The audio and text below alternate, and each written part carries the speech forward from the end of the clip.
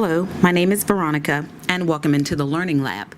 And in today's lab, I would like to share with you how I shaped flowers numbers 4 and 5 using the Sweet Peony large and small flower set from Heartfelt Creations. Come in and let's get started. In a previous video, I shared how I use my brother's scan and cut to cut out these images once I stamp them and scan them in. Now, my favorite technique for doing this is to cut out as many flowers as I want in each one using just plain white paper. I think this affords me a bigger opportunity to lay them out in my MISTI with a template and stamp with whatever color ink I want. So again, that's my preferred way of handling this. So these are some samples that I made, but I want to get straight to the shaping that I want to show you today. And the first one up is going to be flower number 4. And this one is actually just some buds that you can make to mix in with your larger flowers. It's really tiny, but very effective. I did that using an embossing folder like I did on the Anna Griffin one, and I'm just showing you the larger one to show what that embossing texture looks like. So these were inked in orange, and I used 4 of the smallest smalls from the Small Peony set. I want to go ahead and mist these with a bit of water because we want a tight curl on this, and by wetting them just a little, it's going to make everything tight for that bud that we want to achieve. So using one of the smallest tips that I can on my stylus set, I'll go into the center, poke in, and then squeeze that bud tight. It really helps if it's wet because then you can really pull it together without having to use additional glue. If you find that you're not able to achieve this using just this method, once you start to put them together, you can use a fine tip applicator and add additional glue to hold that bud tight. And at this point, I'm just going to open them back up and start to put a little blob of glue in and put each bud inside by offsetting those petals. On these first 2, these are stamped. I did it so that the stamped lines are on the inside of the bud, so that when you're looking down into it, you can see some depth there. And now when I go to put on the final 2, those are going to be adhered so that the stamped side, it's what's on the outside. So with this bud, no matter how you open or peel the layers, you're going to see some inked veining on each one.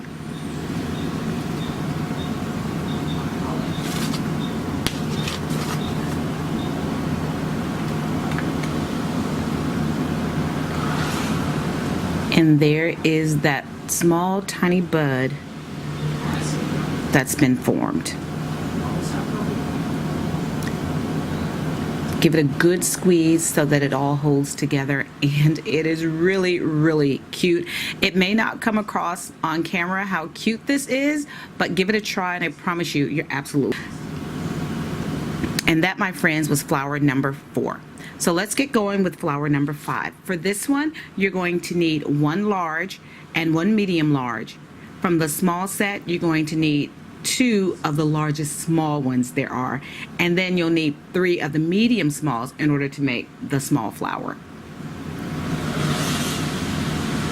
So starting out, I do want to spritz these with some water because I want to get some deep groove shading in there, and that's what's going to help me to achieve that look.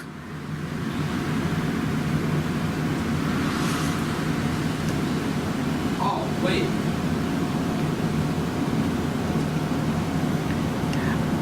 So using one of the smaller stylus tips, I'm actually going to take each one of the flower petals and I want to drag towards the tip of the petal because I want to minimize the amount of curling that's going to go on. And here I'm debating on which tip to use, and I think I'm going to go with this tip, which is a Sizzix tip, and I'm going to pull towards the tip of the leaf. I'm sorry, pull towards the tip of the petals. I'm not being gentle with this at all. because I really want that nice texture to come through. If you're doing it and you find that your petals are ripping, you've got a bit much water in there, either sit it to the side to dry a bit as you work on some others, or zap it with your heat tool.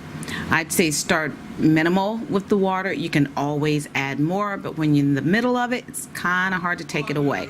I have to remember, you see how that's curling? I shouldn't be doing that. I should be pulling out towards the tip of the petal, because it's starting to curl. The only curl I want to happen is when I turn it over and then take a larger ball tip and swirl it around in the center to get my leaves to curl. I'm sorry, I keep calling them leaves, to get my petals to curl that way.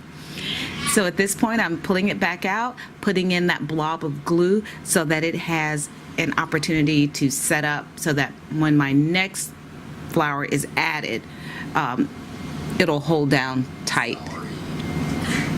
My son's playing Fortnite and he's getting a little animated with his friends, so he just came in to apologize to me just in case you heard him. So again, pull to the tip of the petal to minimize any curling that you might experience. And I am doing this on the back side of the flower.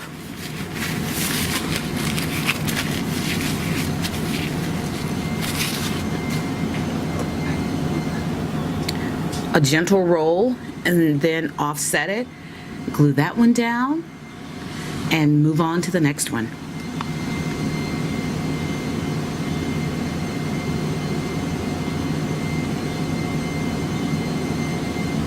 I like this craft glue because it does grab pretty quickly, and give it a few seconds and you've got a nice hole there.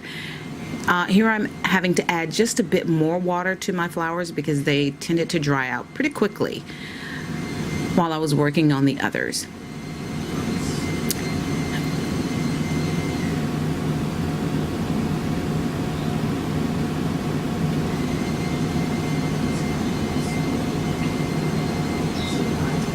Oops, forgot to add my glue. I start filming and I forget everything that I normally do when I'm crafting. But no worries, it's there now.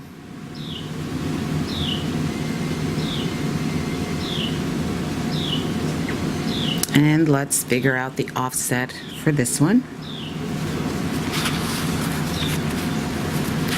I have to tell you all, it has been raining nonstop here for the last few days.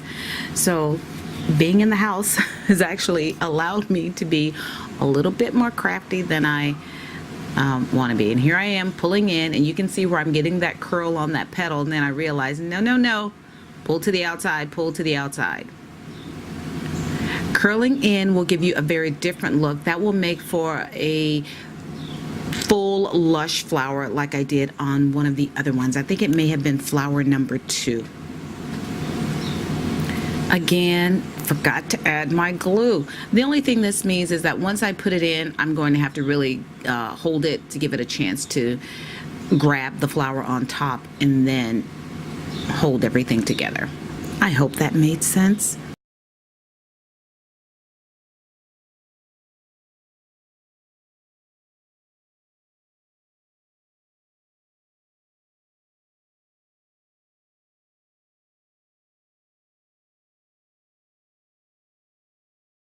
But that is the flower. And the only other thing I did was I added some Nuvo drops to the other one, and I didn't to this one because it was a hot mess and I just didn't like the way it turned out.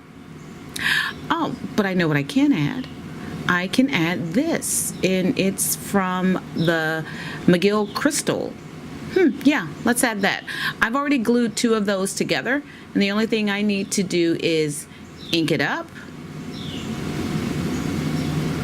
And we're just going to pop that down in the center of the orange flower that I have. Okay, that'll work. Now, if you have some of the pollen dust or some of the flower soft, you can put glue on the tips and then take that crystal and dip it in and put it in there, and that'll give you some added dimension on your stamen. So I've got to make sure it's grabbed it. Now I need to press and give it a little pressure so that it will hold in place on the glue. Now let's get to work on the smaller flower that we have. And you, again, will need 3 of those. And I actually forgot to, I'm trying to figure out which side to do because both sides look really good. I actually forgot to spritz this one, and I'm just going ahead and reinforcing my veining. But we'll see what a dry flower looks next to the pink one I did, where I actually spritz the petals.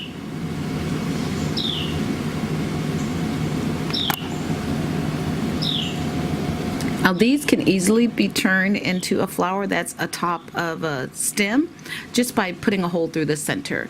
And some of my stylus tips are so tiny that if I wanted, I could just poke a hole using that. Or if you have a hole puncher or a crocodile or anything like that, or a setter, you could put a tiny hole through those. So I'm giving it a press in the center and adding my glue. And now I've decided, for whatever reason, to go ahead and press them all and put glue on the insides of all of them.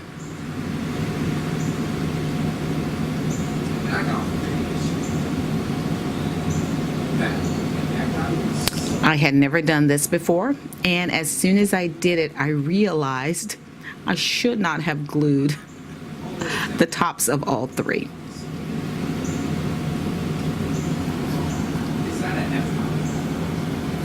Because I need somewhere to place the stylus to press them all together. So instead, I'm having to try to do it using just my fingers.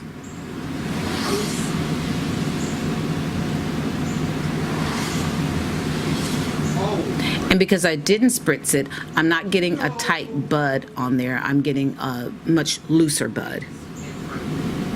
And that's okay too. Just not the look I was going for. But you know me, I'm going to make it work somehow.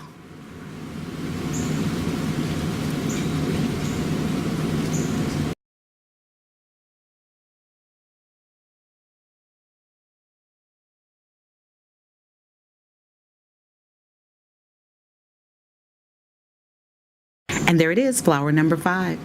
Thank you so much for joining me in the Learning Lab. Please be sure to check out my blog at inkallusions.blogspot.com. Until then.